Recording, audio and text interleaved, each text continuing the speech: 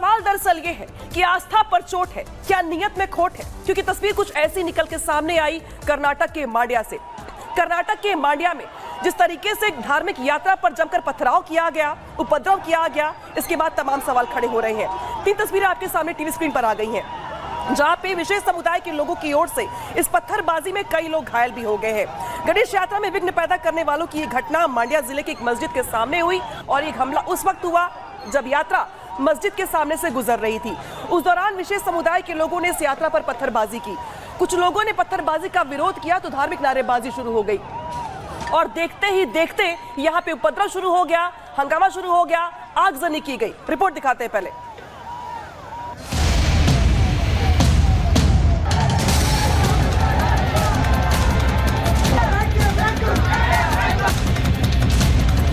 सुबह से देखिए इतना बड़ा बड़ा पत्थर को मारा है और इधर का ग्लास का पूरा टूट चुका है। धर्म पथ पर पत्थर, नफरत शहर शहर। सुबह से देखिए इतना बड़ा बड़ा पत्थर को मारा है। ये पल्सर भाई के ये भी पूरा डैमेज हो चुका है। ये लकड़ी के साथ में आके इधर पूरा डैमेज कर चुका है। गणेश पूजा में गदर, दंगाई निडर।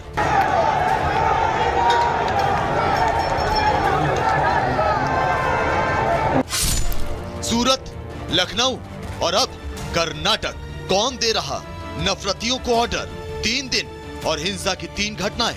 मजहबी पत्थरबाज पिछले 3 दिनों से लगातार हिंदू आस्था पर पत्थर बरसा रहे हैं। पहले सूरत में गणेश पूजा पंडाल पर पत्थरबाजी की गई, फिर पत्थरबाजों ने लखनऊ में घर के अंदर स्थापित गणेश प्रतिमा को निशाना बनाया और अब कर्नाटक में मांड्या में गणेश यात्रा के जुलूस की राह रोककर पहले मजहबी पत्थरबाजों ने बवाल काटा और फिर हिंसा की आग में हिंदुओं की आस्था को झोंक दिया। ये तस्वीरें गवाह हैं गणेश यात्रा के दौरान जब बीती रात कर्नाटक के मांड्या में श्रद्धालुओं का रास्ता रोका गया होगा और पत्थरबाजों ने श्रद्धालुओं को निशाना बनाया होगा।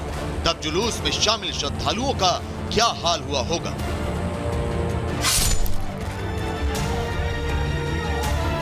जानकारी के मुताबिक कर्नाटक के मंड्या जिले के नागमंगला में बवाल की यह घटना तब सामने आई जब हिंदू श्रद्धालु गणेश विसर्जन यात्रा निकाल रहे थे।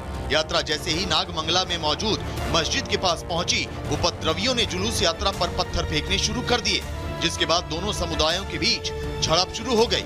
फिर उपद्रवियों ने दुकानों और वाहनों को आग के हवाले कर दिया और हिंदू श्रद्धालुओं के साथ जमकर हिंसा की गई। जानकारी के मुताबिक हिंसा की खबर मिलने के बाद जब तक पुलिस की टीमें मौके पर पहुंचती, तब तक उपद्रवियों ने आसपास की कई दुकानों और वहां खड़ी गाड़ियों को आग के हवाले कर दिया, जिसके बाद पुलिस ने भीड़ को काबू करने के लिए पहले लाठी चार्ज किया और फिर भी जब हालात काबू में नहीं आए तो पुलिस ने भीड़ को तितर बितर करने के लिए आंसू गैस के गोले डाले। फिलहाल हिंसा की इस घटना के बाद मंड्या में माहौल तनावपूर्ण है और प्रशासन ने एहतियातन कदम उठाए हुए हैं। 45 से ज्यादा लोगों को हिरासत में लिया गया है और मंड्या जिले में धारा 163 लागू किया गया है। शहर के सारे स्कूल कॉलेजों को बंद कर दिया गया है। फिलहाल मिल रही जानकारी के मुताबिक वहां गणेश विसर्जन यात्रा के दौरान हुई हिंसा के बाद गणेश यात्रा स्थगित कर दी गई और गणेश प्रतिमा क्यों बन गया है? दरअसल जब भी कुछ आपको नाराजगी हो, दिक्कत हो, पत्थरबाजी करना शुरू कर दीजिए। आखिर क्यों? पत्थरबाजी क्या सोची समझी साजिश है? पत्थरबाजी क्या टूलकिट का हिस्सा है? देश में दंगे भड़काने की तैयारी है? क्या इसी के जरिए देश का माहौल खराब करने की तैयारी है? तमाम यहाँ पे सवाल खड़े हो रहे हैं, जिसको लेकर आज हम चर्चा करेंगे, बातचीत करेंगे, क्योंकि तस्वीर सिर्फ कर्नाटका की नहीं है बल्कि देश के अलग अलग हिस्सों से तस्वीरें कुछ ऐसी निकल के सामने आई हैं जहां पर हालात कुछ ऐसे ही देखने को मिल रही हैं। इसी पर करेंगे आज हम बड़ी बहस। पहले रुक करते खास मेहमानों का। हमारे साथ जुड़ रहे प्रोफेसर संगीत रागी, आरएसएस विचारक। इसके अलावा हमारे साथ जुड़ रहे हैं आचार्य विक्रमादित्य, हिंदू धर्म गुरु। साथ ही साथ जुड़ रहे हैं हमारे साथ कृष्णागिरी जी, हिंदू धर्म गुरु। इसके अलावा जुड़ रहे हमारे साथ मुमताज आलम रिजवी जी, पॉलिटिकल एनालिसिस्ट है, जुड़ रहे स्टूडियो से। विनय सिंह बिन्नू जी, स्पोक पर्सन समाजवादी पार्टी। इसके अलावा हाजी नजीम, मुस्लिम स्कॉलर है, जो जुड़ रहे हैं हमारे साथ।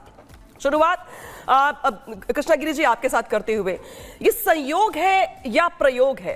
अगर संयोग है तो सिर्फ एक जगह पे होता, लेकिन देख के लगता है जैसे प्रयोग है, सोची समझी रणनीति है देश के माहौल को खराब करने की। देखिए, बिल्कुल ये वाला बिल्कुल अलग है। अब जो आया है 2024 के इलेक्शन के बाद, ये लगातार आप देख रहे हैं रेल जिहाद हो रहा है और मंदिरों पर भी जो है पत्थरबाजियाँ हुई हैं कई जगह पर। और इसके बाद में अभी जो पत्थरबाजी घटना हुई है बहुत ही बेहद खतरनाक है और इसको सरकार को जिम्मेदारी से लेना होगा। इस प्रकार से सिविल सोसाइटी को नहीं छोड़ा जा सकता है कि कोई भी उनके ऊपर पत्थरबाजी जैसी घटना करता रहे और सरकार चुपचाप बैठी रहे। तो इस पर निर्णायक निर्णय लेने होंगे और ये चीज़ें देश में बंद होनी चाहिए। बहुत खतरनाक चल रहा है ये जो खेल पूरा रचा गया है, ये पूरा संयोग नहीं है, प्रयोग है। प्रयोग की तरह इसको देखा जाना चाहिए, क्योंकि भारत में ही नहीं बल्कि दुनिया के कई हिस्सों में इस प्रकार के प्रयोग किए जा रहे हैं। और भारत का जो हिंदू जनमानस है ये इससे भयभीत हो चुका है कि आखिर इस प्रकार की घटनाएं क्यों हो रही हैं लगातार। और ऐसी घटनाएं क्यों हो रही, सवाल दरअसल ये खड़ा हो रहा है संगीत रागी जी की अगर एक जगह से तस्वीर निकल के सामने आती तो शायद लगता कि वहां पे जो दिक्कत है वो कानून व्यवस्था को लेकर के है, शायद सिक्योरिटी नहीं बढ़ाई गई थी। लेकिन गुजरात से लेकर कर्नाटका, कर्नाटका से लेकर के यूपी तक कई राज्य ऐसे हैं जहां पे गणेश प्रतिमा के दौरान, यात्रा के दौरान, पूजा अर्चना के दौरान पत्थरबाजी की गई, हंगामा किया गया, धार्मिक नारेबाजी की गई। तो सवाल दरअसल यह है कि क्या सोच समझ करके एक टूलकिट है जो ऐसे त्योहारों की आड़ में माहौल को खराब करने का प्रयास कर रहा है? देखिए, 2-3 बातें मैं कहना चाहूंगा ध्यान से आपके दर्शकों के लिए। एक तो कि 2024 के इलेक्शन के पश्चात भारतीय जनता पार्टी को जो कम सीटें आई हैं उसके बाद एक इस्लामिक रेडिकल तत्व है उसके मनोबल में बहुत वृद्धि हुई है।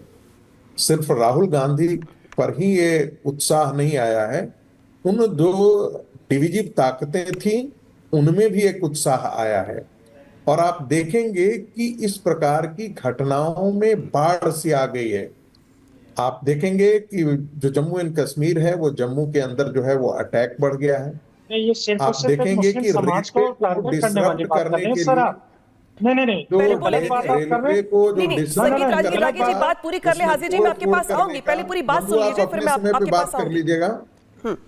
जी बोलिए। आप अपने समय पे बात कर लीजिएगा। आप देखेंगे कि रेलवे में एक कॉन्स्पिरेसी के तहत उसको पलटने के लिए, ट्रैक को खत्म करने के लिए, ट्रैक उड़ाने के लिए गाड़ियां पलट जाएं, इस प्रकार की कार्रवाई देश भर में हो रही है। ये सिर्फ उत्तर प्रदेश में नहीं हुआ, बंगाल के अंदर घटना घटी है, महाराष्ट्र के अंदर घटना घटी है, कर्नाटक के अंदर घटना घटी है।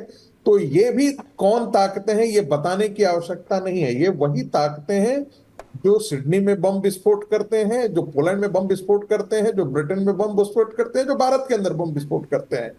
और आपने देखा होगा यदि मुसलमानों का पर्व हो या त्योहार हो, आप इस प्रकार की कोई चीजें आप देखने को नहीं मिलेंगे। हिंदू जाकर के नहीं करता है इस प्रकार की घटनाओं। लेकिन क्या ऐसा कारण है कि यदि हिंदुओं का प्रोसेशन होता है, हिंदुओं के पर्व होते हैं, तो मुसलमानों के द्वारा या मुस्लिम समुदाय के एक हिस्से के द्वारा, सारे मुसलमान इसके हिस्से के पार्ट हैं, मैं ऐसा नहीं करा, लेकिन एक तत्व है जो इस प्रकार के काम कर अंजाम देते रहा है। और ये वैसा ही याद दिलाता है जैसे भारत विभाजन से पहले जिस प्रकार से हिंदुओं में एक प्रकार का लगता था कि जहां मुसलमान है वहां पर शांति हो ही नहीं सकती है।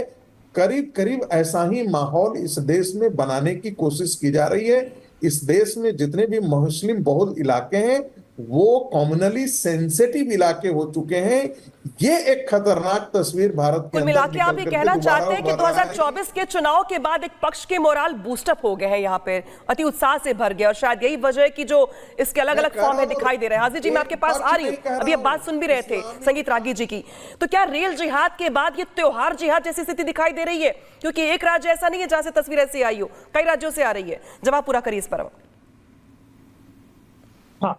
देखिए मोहतरमा जी, जिस तरीके से अभी रेल जिहाद की बात करी गई थी, मैं रागी जी से ये पूछना चाहता हूँ कि जिहाद बोलते किसको?